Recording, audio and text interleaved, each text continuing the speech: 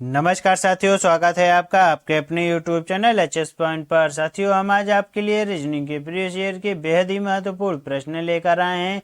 अगर आप रेलवे के LP technician, RPF SI constable, NTPC group D इत्यादि किसी भी एग्जाम की तैयारी कर रहे हैं तो आप ये रीजनिंग की क्लास आपके लिए बेहद ही महत्वपूर्ण साथियों साबित होने वाली है। तो अब साथियों, हम यहाँ पे किस तरीके के प्रश्नों को सॉल्व करेंगे ये देखिएगा। जैसे हमारा यहाँ पे प्रश्न दिया गया, दिए गए चित्र में कितने हमारे वर्ग हैं, और साथियों ये हमारा वर्ग बना हुआ है और वर्ग के अंदर हमारे वर्ग बने हुए, यहाँ पे हमारे कितने वर्ग निकल के आते हैं हम इस रीजनिंग की क्लास में अपनी इस क्लास में जानेंगे। तो आप भी हमारे साथ इन प्रश्नों को जरूर सॉल्व करिएगा। साथियों, हम यहाँ पे रीजनिंग के साथ 5 GS के प्रीवियस ईयर के बेहद ही महत्वपूर्ण प्रश्नों को भी करेंगे, तो वीडियो को अंत तक जरूर देखिएगा। चलिए शुरू करते हैं हम अपना पहला प्रश्न। हमारा साथियों यह वाला प्रश्न देखिएगा, RPF SI 2018 में पूछा गया हुआ है, यानी कि ये प्रश्न बेहद ही महत्वपूर्ण है। और हमारा प्रश्न क्या दिया गया ये देखिएगा साथियों। प्रश्न हमारा दिया गया है, निम्नलिखित दिए गए 5 पदों में से 4 किसी तरह से समान है और इसलिए वे आपस में एक समूह बनाते हैं। इनमें से कौन सा एक इस समूह से संबंधित नहीं है। साथियों, ये प्रश्न किसमें पूछा गया हुआ है? RPF SI 2018 में का प्रीवियस ईयर क्वेश्चन है, यानी कि बेहद ही महत्वपूर्ण है। अब इस प्रश्न को कैसे करेंगे ये देखते हैं साथियों। अगर आप यहाँ पे देखेंगे, प्रश्न दिया गया हुआ है AEI और हमारा फिर MQU, फिर KNS, फिर हमारा साथियों CGK और LPT। अब इस प्रश्न को कैसे करते हैं ये देखिएगा साथियों। इन प्रश्नों को करने से पहले यहाँ पे आप इनकी कोडिंग कर लीजिए। ए का हमारा 1 होता है, ई हमारा 5 पर होता है और आई हमारा साथियों 9 पर होता है। एम हमारा कितने पर हो जाता है? 13 पर हो जाता है। और क्यू हमारा साथियों कितने पर होता है? क्यू हमारा 17 पर होता है। यू हमारा कितने पर आ जाता है? 21 पर आ जाता है साथियों। और के हमारा कितने पर होता है? हमारा 11। और एन होता है हमारा 14। और एस हमारा कितने पे होता है साथियों? 19 पर होता है साथियों। सी हमारा 3 पर होता है। और जी हमारा कितने पर होता है? EFG, तो जी हमारा आता है साथियों 7 पर। के हमारा कितने पर होता है? के हमारा होता है 11 पर। और एल हमारा हो जाता है साथियों 12 पर। और आगे दिया हुआ है पी हमारा कितने पर होता है? 16 पर। टी हमारा हो जाता है साथियों 20 पर। तो साथियों हमने यहाँ पे नंबरिंग हमने कर ली। अब इस प्रश्न को कैसे करते हैं देखिएगा साथियों। अगर आप इनमें देखेंगे, हमारे इन दोनों इनके बीच में कितने का हमारा गैप दिया गया है? 4 का हमारा गैप दिया गया है, यानी कि साथियों यहाँ पे कितने कितने का गैप है? 4 का। क्या हमारे इन सभी में हमारे 4 का गैप है? ये देखते हैं। 13 और 17 में 4 का गैप है और 17 और 21 में 4 का गैप है। और 11 और 14 में कितने का गैप है साथियों? 3 का गैप है। और 14 और 19 में हमारा 5 का गैप हो जाएगा। और हमारा ये देखिएगा 3 और 7 के बीच में 4 का गैप है। और 7 और 11 में 4 का गैप है। 12 और 16 में 4 का गैप है। और साथियों 16 और 20 में 4 का गैप है, यानी कि हमारा साथियों यहाँ पे कितने का गैप आता है? हमारा 4 का गैप आता है। और हमारा जो हमारा ये KNS हमारा दिया गया हुआ है, इनमें केवल 3 और 5 हमारे आते हैं, तो इसीलिए हमारा यहाँ पे अलग समूह हमारा कौन सा हो जाता है? KNS। ऑप्शन नंबर 3 हमारा साथियों राइट आंसर हो जाता है। देखते हैं साथियों अगला प्रश्न। हमारा अगला प्रश्न दिया गया हुआ है साथियों, दिए गए चित्र में कितने वर्ग आते हैं? और ये प्रश्न हमारा किसमें पूछा गया हुआ है? RPF SI 2018 का साथियों बेहद ही महत्वपूर्ण प्रश्न है। अब इस प्रश्न को कैसे करते हैं ये देखिएगा साथियों। हमारा ये प्रश्न दिया गया हुआ है वर्ग, और वर्ग के अंदर कितने वर्ग हैं हमारे साथियों? इस तरीके से हमारा बना हुआ है। अब इस प्रश्न को सॉल्व करने का तरीका क्या होता है ये देखते हैं साथियों। पहले आप बड़े वर्गों का कर लीजिए, नहीं छोटे वर्गों से करिए। ये देखिए हमारा 1 हो जाएगा, 2 हो जाएगा, 3 हो जाएगा और हमारा साथियों 4 हो जाएगा, यानी कि हमारे यहाँ पे ये 4 हो जाते हैं। तो एक हमारा ये साथियों बड़ा हो जाएगा, तो ये हमारे कितने हो जाएंगे? 5 हो जाएंगे। यहाँ पे आप लिख लीजिए कितने हमारे होते हैं? 5। और साथियों इसमें भी हमारे कितने हो जाएंगे हमारे वर्ग? हमारे यहाँ पे भी हमारे 5 हो जाएंगे साथियों। अगर 5 हो जाते हैं, यानी कि हमारा प्रश्न यहाँ पे आधा सॉल्व हो गया। अब हमारा बचे बड़े वाले वर्ग। एक हमारा ये हो जाएगा, दूसरा हमारा ये हो जाएगा 3, और हमारा ये 4 हो जाएगा। तो बड़ा वाला हमारा मिला के साथियों कितने हो जाएंगे हमारे? बड़ा वाला मिला के 5 हो जाएंगे। तो हम यहाँ पे कितना लिख देंगे? 5 लिख देंगे साथियों। हमने यहाँ पे 5 लिख दिया। अब हमारे पास कुल टोटल कितने वर्ग हो जाते हैं, हमारे 15 हो जाएंगे साथियों। तो हम यहाँ पे लिख देंगे 15। तो हमारा राइट आंसर क्या हो जाएगा, ऑप्शन नंबर 4 15 हमारा साथियों राइट आंसर हो जाएगा। देखते हैं अगला प्रश्न। हमारा साथियों यहाँ पे अगला प्रश्न दिया गया हुआ है। ये प्रश्न किस में आया ये देखिएगा, आरपीएफएसआई 2018 में पूछा गया हुआ प्रश्न है ये। और प्रश्न क्या है दिया गया ये पढ़ते हैं। निम्नलिखित दिए गए 5 पदों में से 4 पद किसी अन्य किसी तरीके से तरह से समान है और इसलिए वे आपस में एक समूह बनाते हैं। इनमें से कौन सा एक इस समूह से संबंधित नहीं है। व्हील है, ब्रेक है, इंजन है, एक्सीलरेटर है और बार्क है साथियों। हमारे ऑप्शन में दिए गए हैं बार्क, व्हील, इंजन और एक्सीलरेटर साथियों। अब इस प्रश्न को कैसे करते ये देखने ये करने का प्रयास करते साथियों। यहाँ पे दिया गया है किसी तरह से समान है और इसलिए वे आपस में एक समूह बनाते हैं। इनमें से कौन सा एक समूह आपस में संबंधित नहीं है। तो अब इस प्रश्न को देखेगा साथियों। यहाँ पे देखेंगे दिया हुआ है व्हील। व्हील मतलब पहिया होता है। व्हील हो गया, 1 सेकेंड, व्हील हो गया साथियों।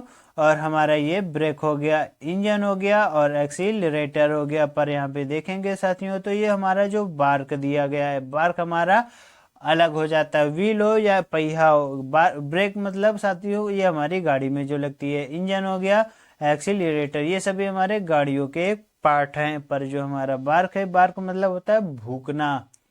बार्क मतलब क्या होता है, भूकना या भौंकना। तो हमारा यहाँ पे राइट आंसर क्या हो जाएगा, ऑप्शन नंबर 1 हमारा साथियों राइट आंसर हो जाएगा। देखते हैं अगला प्रश्न। हमारा साथियों यहाँ पे अगला प्रश्न दिया गया है साथियों। ये प्रश्न हमारा जो है रीजनिंग का बेहद ही मोस्ट इम्पॉर्टेंट हमारा कह सकते हैं हमारा क्वेश्चन है। ये कौन सा प्रश्न है देखिएगा, पढ़ते जाएंगे करते जाएंगे। दिया है गद्यांश को ध्यानपूर्वक पढ़िए और उसके आधार पर कथन की समीक्षा कीजिए। यानी कि हमारा ये प्रश्न जो साथियों हमारे आए हैं ये हमारे गद्यांश के दिया हुआ है और उसमें से हमें कथन या निष्कर्ष में बताना होगा।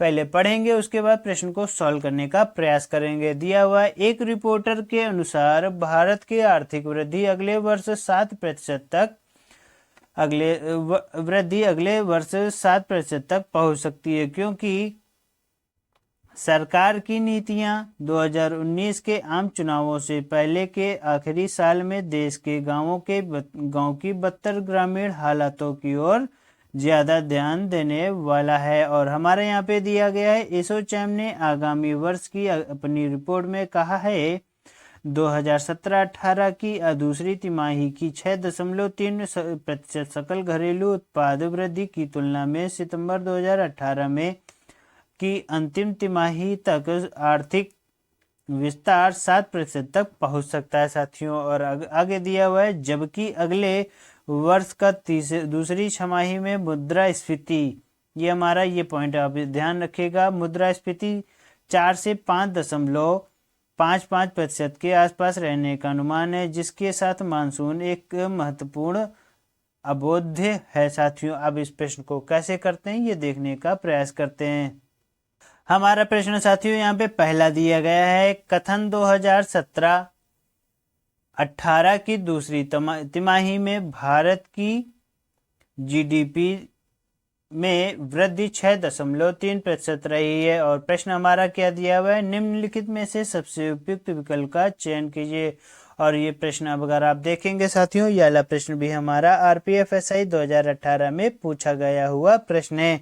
अब इस प्रश्न को कैसे करेंगे ये देखिएगा साथियों। यहाँ पे जो हमारा ये टॉपिक दिया गया एक बार इसको फिर से पढ़िएगा और करने का प्रयास करिएगा। दिया हुआ है 2017-18 की दूसरी तिमाही में भारत की जीडीपी में 6.3% रही है। हाँ साथियों वहां पे हमने जब गद्यांश को पढ़ा था, एक सेकेंड, जब हमने यहाँ पे गद्यांश को पढ़ा था तो आपने देखा होगा यहाँ पे क्या दिया हुआ है 2017-18 की दूसरी तिमाही 6.3% सकल घरेलू की उत्पाद रहने का अनुमान है। तो यहाँ पे साथियों हमारा राइट आंसर क्या हो जाएगा, हमारा यहाँ पे साथियों राइट आंसर हो जाएगा ऑप्शन नंबर जो हमारा दूसरा है हमारा साथियों राइट आंसर है। क्यों क्यों है हमारा राइट आंसर इसका, ये देखिएगा दिया हुआ है 2017 की 18 की दूसरी तिमाही में भारत की जीडीपी में वृद्धि 6.3% रही, इसलिए हमारा राइट आंसर ऑप्शन नंबर 2 हमारा राइट आंसर हो जाएगा साथियों। इस तरीके के प्रश्न हमारे साथियों रीजनिंग के बहुत हमारे रेलवे में बहुत आते हैं, तो इन प्रश्नों को साथियों बहुत ही अच्छे से करने का आपका अभ्यास होना चाहिए। हम इसलिए आपको रीजनिंग के आप जितने भी हमारे पिछले वीडियो देखेंगे सब में हमने एक हमने कथन और निष्कर्ष का प्रश्न रखने का प्रयास किया है। आज भी हम आपके लिए 2 प्रश्न लेकर आए हैं कथन एवं निष्कर्ष के। अब अगला हमारा दिया गया है जीडीपी में 7% वृद्धि का अनुमान विदेशी मुद्रा दर की स्थिरता पर आधारित है, और यहाँ पे दिया गया है निम्नलिखित में से सबसे उपयुक्त विकल्प का चयन कीजिए, और हमारा उपयुक्त विकल्प क्या होगा ये देखिएगा। ऑप्शन दिए गए हैं कथन पूर्णतः सत्य है, कथन संभवतः सत्य है, कथन की समीक्षा नहीं की जा सकती, या कथन पूर्णतः असत्य है।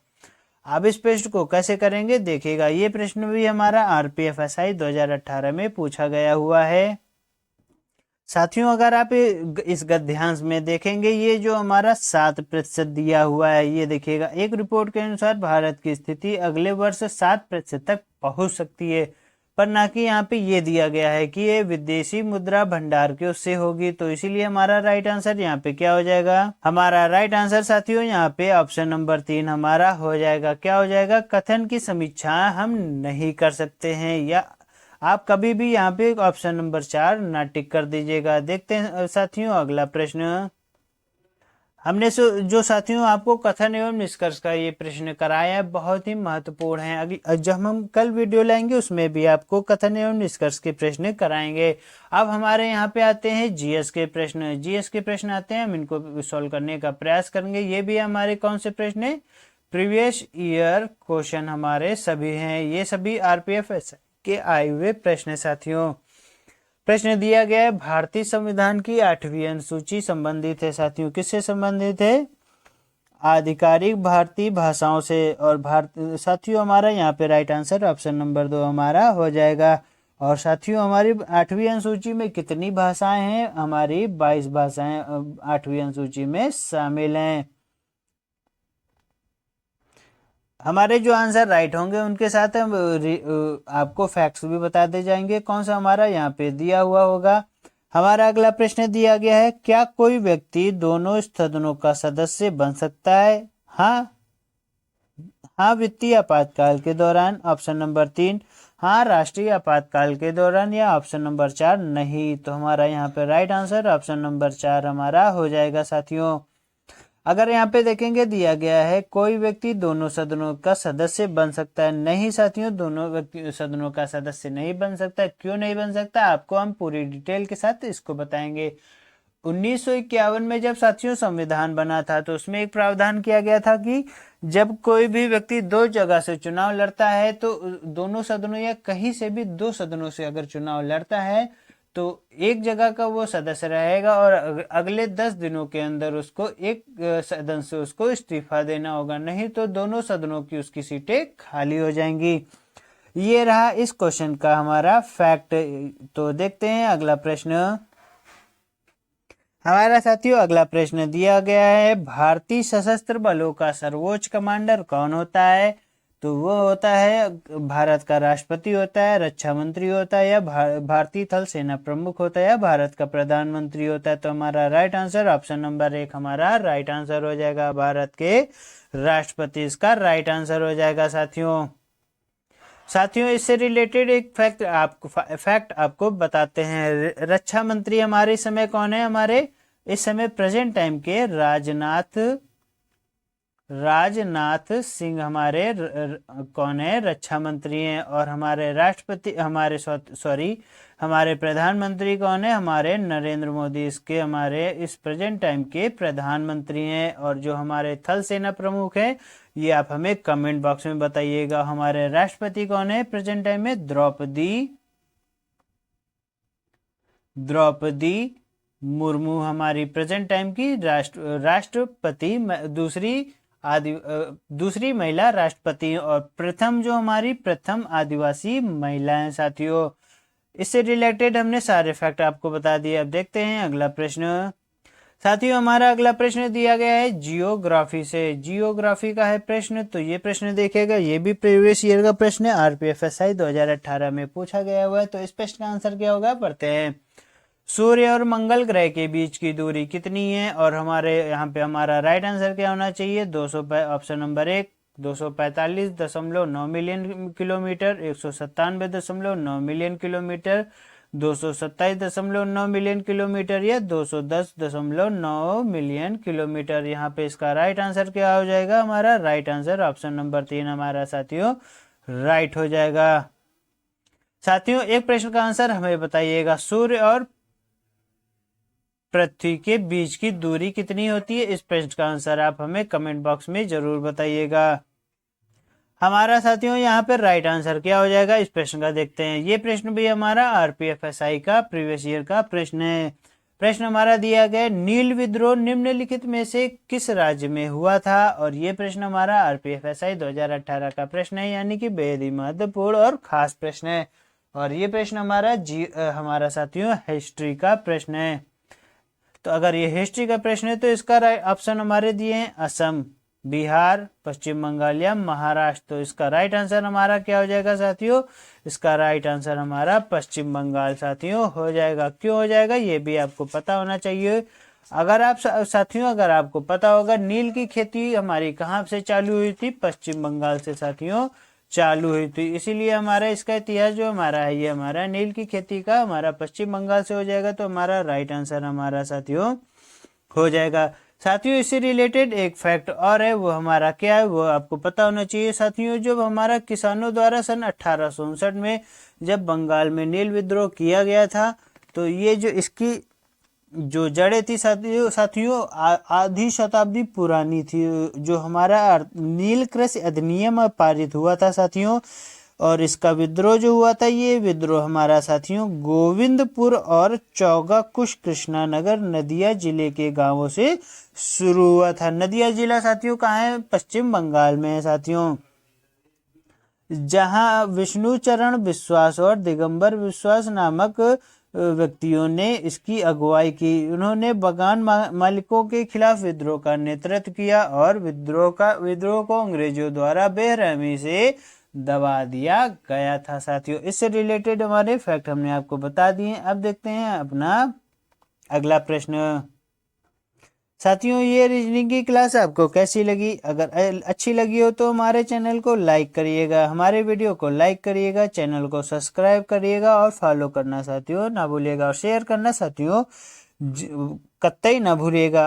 अगर आप के साथ कोई भी आपका फ्रेंड्स रेलवे की तैयारी कर रहा है तो हमारी इस वीडियो को उसके साथ साथियों बहुत जरूर शेयर करिएगा, जिससे उसका भी प्रीवियस ईयर जितने भी हम आपको प्रीवियस ईयर करा रहे हैं तो उसका भी फायदा हो। तो मिलते हैं आपसे अगले वीडियो में, तब तक के लिए नमस्कार। पर लाइक करना वीडियो को ना भूलिएगा।